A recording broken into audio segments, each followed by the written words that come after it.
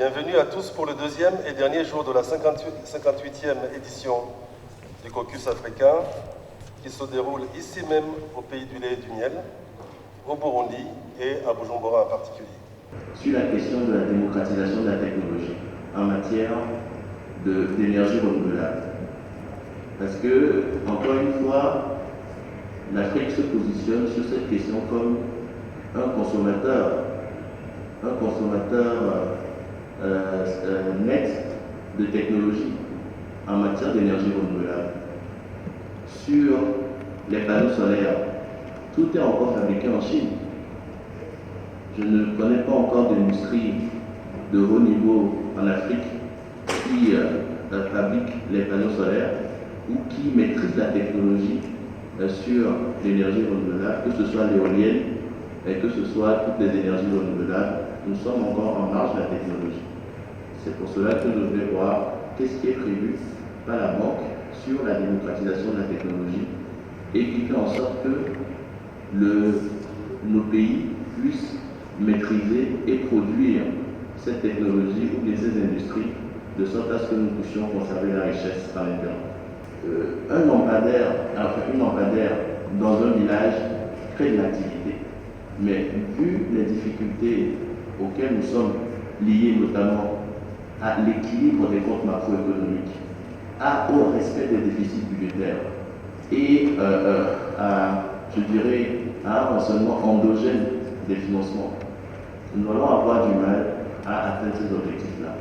Donc c'est vraiment, en tout cas sur la question de l'électricité, un plan Marshall auquel j'appelle pour que toute l'Afrique soit électrifiée, quel que soit ce que ça doit coûter pour les institutions internationales et les pays africains. Merci. C'est difficile de dire qu'il ne faut pas regarder cela avec attention. Et en fait, à Hawassa, il y a eu un boom de l'emploi au point où le problème numéro un dans la ville, ce n'est plus l'emploi, mais c'est l'habitation, c'est le logement. Et c'est un bon problème à avoir, à mon avis. Donc, les pôles de transformation, lorsqu'on a des ressources limitées et que l'infrastructure n'est pas bonne sur l'étendue du territoire, peuvent être un début pour lancer une transformation structurelle.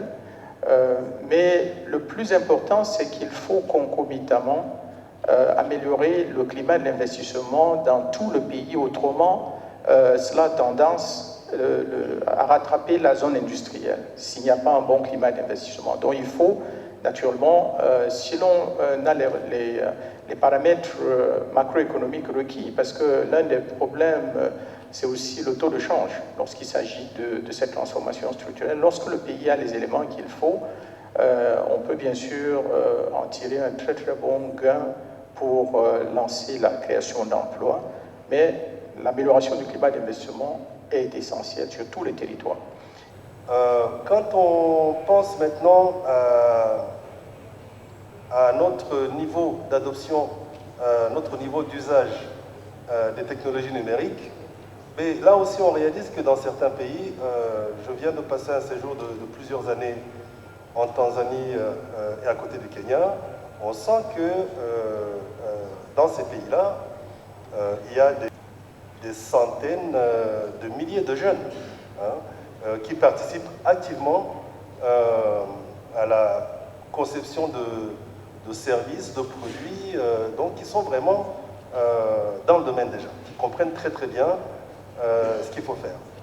Mais on remarque que déjà dans ce domaine-là des technologies numériques, il y a la création d'emplois, mais on voit de plus en plus de jeunes aujourd'hui qui ont une maîtrise en TIC et qui sont au chômage.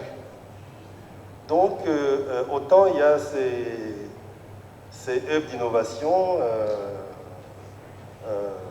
des entreprises qui profitent de cette mouvance, mais il y a aussi la tendance, la même tendance qu'on observe dans d'autres secteurs. Et alors maintenant, qu'est-ce qui manque?